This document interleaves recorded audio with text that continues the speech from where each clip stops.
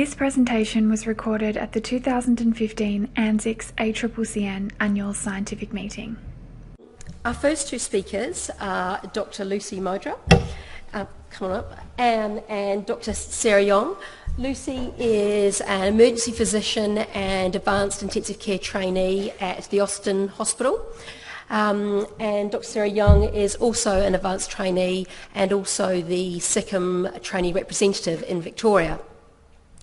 Both of them are passionate advocates for women in intensive care medicine, and they founded this year the Women in Intensive Care Network, an organisation that they set up to address the gender imbalances that are present in intensive care medicine in Australasia.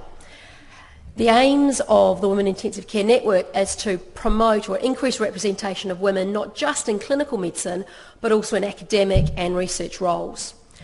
Lucy's going to talk to us now about some gender issues, and then Sarah will follow on with some data about the experience in Australasia. Thanks. Thank you very much, Laura.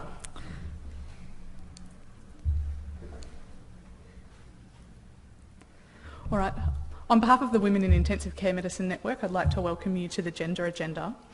And as Laura said, I'll begin with a brief introduction to the current gender imbalance in intensive care medicine. Then Sarah will present some new research on the proportion of female speakers at Australasian specialty conferences.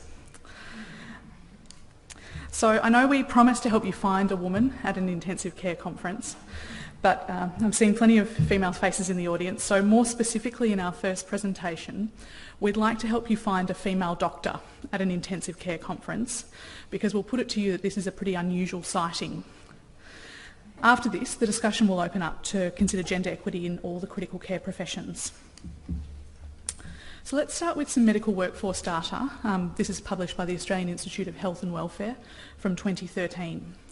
And it shows that 14.9% of consultant intensivists in Australia are female. Emergency medicine and anaesthesia have nearly double this proportion of women. Now you can see that the proportion of trainees coming through is much more promising, and our challenge is to ensure that this actually translates into more female consultants and females in positions of leadership in the ICUs of the future. So let's go on to consider women in positions of leadership in intensive care medicine. This is a pictorial representation of the current ANZICS board, which you can see is entirely male. And 21 of the past 22 presidents of ANZICS were men. Now, in comparison, the College of Intensive Care Medicine board is doing really quite well, with 3 women out of a 16-member board, and 9 of the past 10 College of Intensive Care Medicine deans or presidents were men. So if we look more broadly at academic medicine, a similar pattern emerges. An article published in JAMA last month in September found that women were substantially less likely than men to become full professors, even after adjusting for factors such as their experience, their specialty, or their academic productivity. In research, there are far fewer principal investigators on major trials who are female, and data from the National Institute of Health show that female researchers have granted much smaller research grants than their male counterparts. Karen Amreen and colleagues studied the editorial boards of the top 5 journals in several specialties, and she found that 17.5% of all editorial board members were women. But critical care does particularly badly. They have the lowest proportion of women on their editorial boards, and this is worse even than orthopaedics. Finally, let's consider salaries. So Jagsy and colleagues, writing in JAMA in 2012, found that male academic physicians earned more than female academic physicians, again even after correcting for factors such as their academic productivity or their academic rank or years of experience. So why is it so? I classify barriers to women's progression in intensive care medicine as the obvious and the less obvious. And the obvious barriers are the ones that firstly, most people acknowledge exist, and secondly, they're reasonably comfortable talking about. And these include things like career interruption for childbirth or parental leave, or difficulty securing part-time work. Another obvious barrier for women is that women still perform the majority of unpaid domestic work, even when they work full-time as well. So in Australia, full-time working women do twice the amount of housework of their full-time working partners. And 75% of full-time working Australian mothers have a partner who doesn't work or who works part-time. And this compares to only 15% of full-time, the fathers have partners who work part-time or not at all, and only 15% of full-time working mothers have a partner who works part-time or not at all. Now, clearly many of these barriers are things that can affect men and women. Men increasingly take parental leave or want to work part-time or have flexible work options. Improving workplace flexibility will benefit all intensivists. However, I put it to you that these changes alone will not suffice to rectify the gender imbalance in intensive care medicine. And that's because there are other pervasive but less obvious barriers to women's advancement or participation. So thinking about what I class as the less obvious barriers, let's think about gender biases and gender schemas. Virginia Valian defines gender schemas as a set of implicit or non-conscious hypotheses about sex differences, which inform our expectations of men and women and our evaluations of their work. Men and women hold the same gender schemas, and we begin acquiring them early in childhood. Now, schemas such as these are inevitable. They help us to negotiate a complex social world. But the fact that they are not conscious and they're acquired so early in life mean that they're particularly easy to challenge. The term the glass ceiling is bandied around a fair bit, and really I think it captures the effect of gender biases on women's progression in the workplace. Why is it called a glass ceiling? Well, it's because it's not obvious until you hit it, and it remains transparent to those unaffected by it. So by now I'm sure many of you are asking, where's the evidence that these gender biases actually exist, or if they do, that they affect women's career progression? So multiple studies examine gender biases in job appointments by asking managers to examine the hypothetical CVs of identical male and female applicants, and this plays out across many industries. To consider one example, Moss Rasmussen and colleagues asked science faculty members to assess the CVs of hypothetical applicants to a position on the science faculty. Both male and female faculty were more likely to hire male applicants, assessing them to be more competent. Faculty also selected a higher starting salary for the male applicant and offered them more career mentoring. Gender biases are also demonstrated in the differential impact that parenthood has on men and women's career. Each time a woman has a child, she suffers a 5% wage penalty, again even after correcting for confounders. This is called the motherhood penalty, and it's in addition to the wage penalty that women suffer before they have children.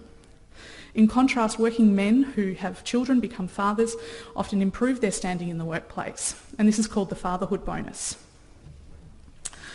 Finally, women are evaluated more critically in the workplace, particularly when they behave assertively. There's a famous example of this called the Heidi Howard experiment, in which a group of MBA students at Columbia Business School were presented with a case study of a real-life Silicon Valley entrepreneur. She was a venture capitalist. One half of the students received the case study of the actual female Heidi, and the other half received the case study of a hypothetical male Howard. The students all agreed that both Heidi and Howard was a competent and successful business person, but the difference was that people liked Howard and they wanted to work with him, but people found Heidi unlikable and would avoid working with her. So, overall, I'd put it to you that people advance more efficiently in professional roles that are congruent with our expectations of their gender. For example, men are paid more per hour when they work in medical specialties that are traditionally male, such as surgery, whereas women are paid more per hour in traditionally female specialties, such as general practice or paediatrics. So it could be that part of the problem in intensive care medicine is that the role of intensivist is more congruent with our male gender schema. Intensive care is a fairly high technology, cutthroat specialty. Changing this perception will require a paradigm shift. Gender schemas also impact upon how we evaluate ourselves, and this can lead to a confidence gap. Men are more confident and tend to overestimate their performance where women reliably underestimate their performance. And again, this is played out in multiple studies. To give one example, Furnham found that men reliably overestimate their IQ, where women underestimate their IQ. So relating this back to intensive care medicine, this confidence gap might make men more likely to pursue such a highly competitive specialty with the confidence that they're likely to succeed. So if you still have doubts about the existence of gender biases, I'd encourage you to test yourself. Harvard University has developed a series of bias self-tests which are available at this website, implicit.harvard.edu. So a really important objection to all this is the plea to merit, because surely job appointments and promotions should be based on merit and not otherwise irrelevant qualities like gender or height or ethnicity. However, an intention to seek merit does not negate the impact of gender biases. To the contrary, there's evidence that those who are most convinced they're making unbiased assessments of merit are also those more prone to bias. Furthermore, this appeal to merit assumes that merit is an objective set of criteria, when in fact it's a subjective set of criteria determined by the job panel in question or whoever is in power. And in this way, seeking merit can actually promote homogeneity in a workplace rather than diversity. Finally, the merit argument is most often advanced in opposition to any type of affirmative action or the use of quotas. And I certainly agree that the use of gender quotas or any other type of quota is quite controversial. But to take seriously the data regarding the impact of gender biases is to accept that part of the reason men are appointed to jobs or promoted is simply because they are male. This makes any system which allows women to be appointed, partly because they're female, at least seem more fair or palatable. And finally, you may hear people say, we just need to wait longer. We need to wait for people to progress down the training pipeline and our gender balance in intensive care medicine problem will be solved. But this flies in the face of evidence that there's a significantly higher attrition rate for female physicians, particularly academic physicians, and that women are hired and promoted more slowly. So not only does the pipeline leak, women are in a separate, slower pipe in which flow is not determined by the radius to the fourth power, but their gender to the fourth power. So what are the possible solutions? I think there's several obvious solutions, and that's things like promoting more flexible work arrangements, including part-time work, providing high-quality mentoring for young female intensivists and providing them with leadership and performance training. The most important step in addressing the less obvious problem of gender biases is simply to acknowledge that they exist. And again, this is an important paradigm shift. Finally, we believe there is a role for dedicated organisations, such as the Women in Intensive Care Medicine Network, to help facilitate this change. So at WIN, our activities include research, advocacy and networking events. We held our first networking dinner a couple of weeks ago, and this was attended by over 30 female ICU doctors from 10 different ICUs. You can see it also featured a reasonable amount of wine. So if you'd like to become involved in WIN, please come and introduce yourself to Sarah or I after the meeting, or you can email us at womenintensivenetwork@gmail.com. I'll now hand over to Sarah to present the results of our research.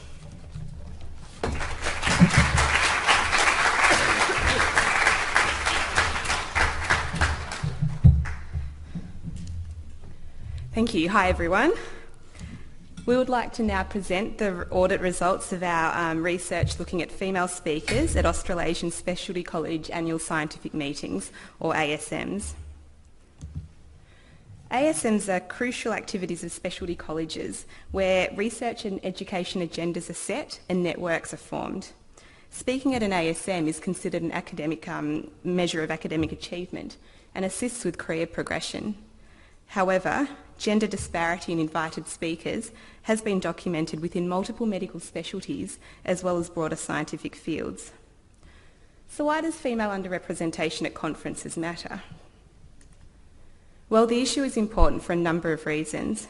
Firstly, it reflects poor representation of women in academic medicine. Secondly, a scientific program dominated by male speakers acts as a strong disincentive to aspiring female researchers and trainees.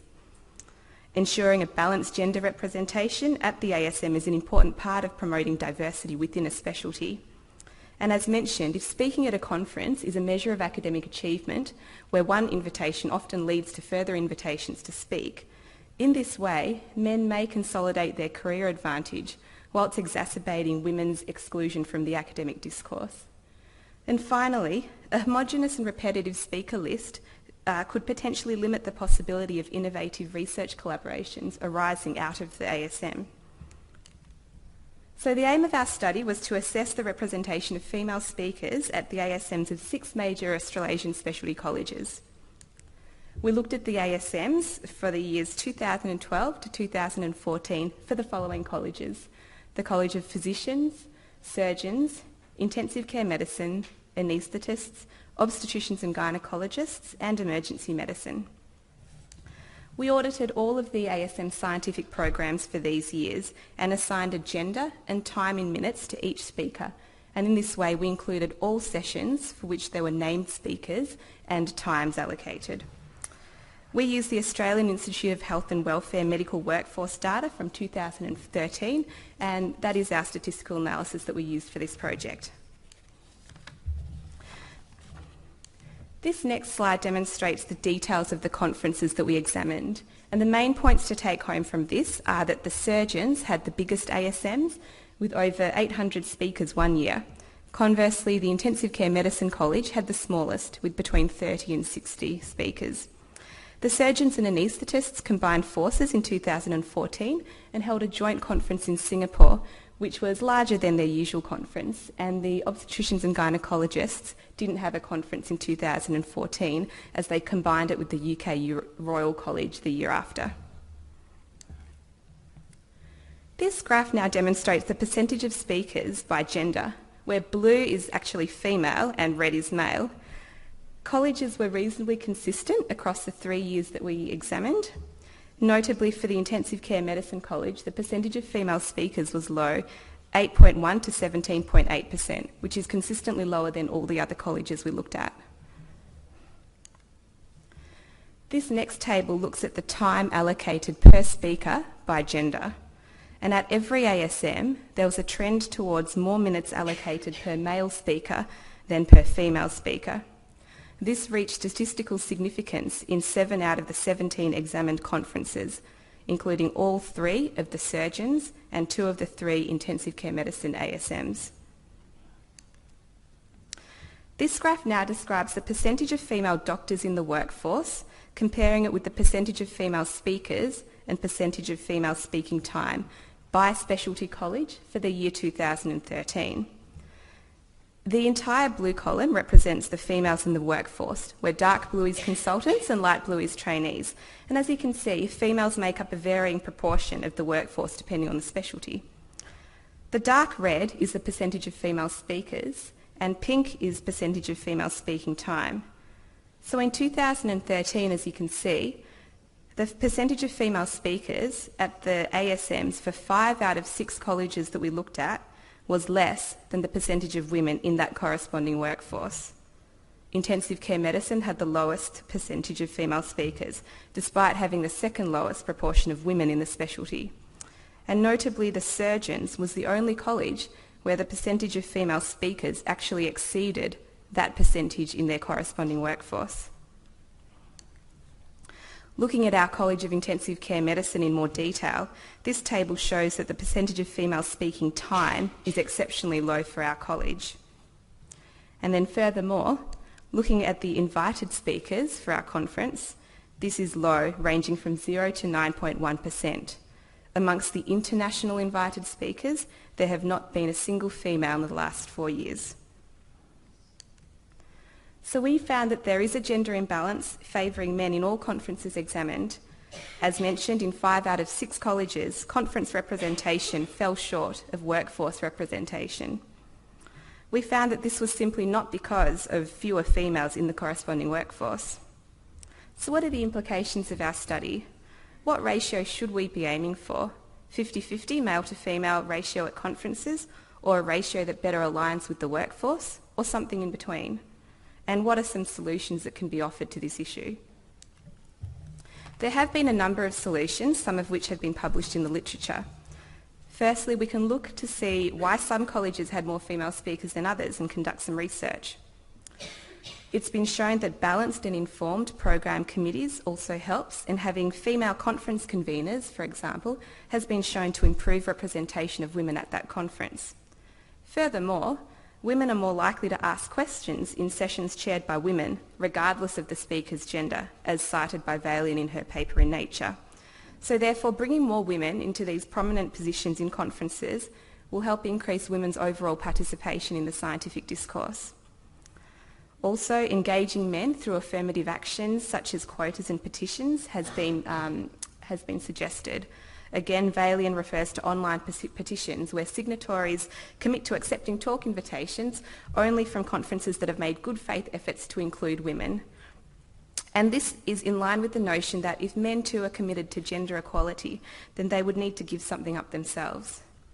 Finally, there are practical solutions to help facilitate women physically getting to and participating in conferences.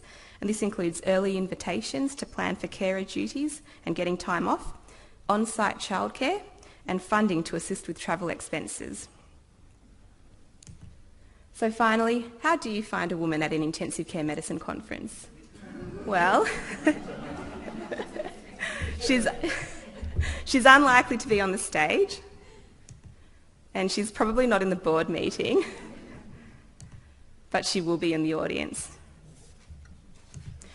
We'd finally like to acknowledge the following people who have assisted with our research project: Professor Darryl Jones, Dr. Danielle Austin, Dr. Emily Chambers, and the staff at all the colleges who have provided us with the programs. Finally, we would like to thank ANZICS and the Intensive Care Network for their ongoing support of the Women in Intensive Care Medicine Network. Please tweet your questions for the next part with the hashtag WinANZICS. Thank you.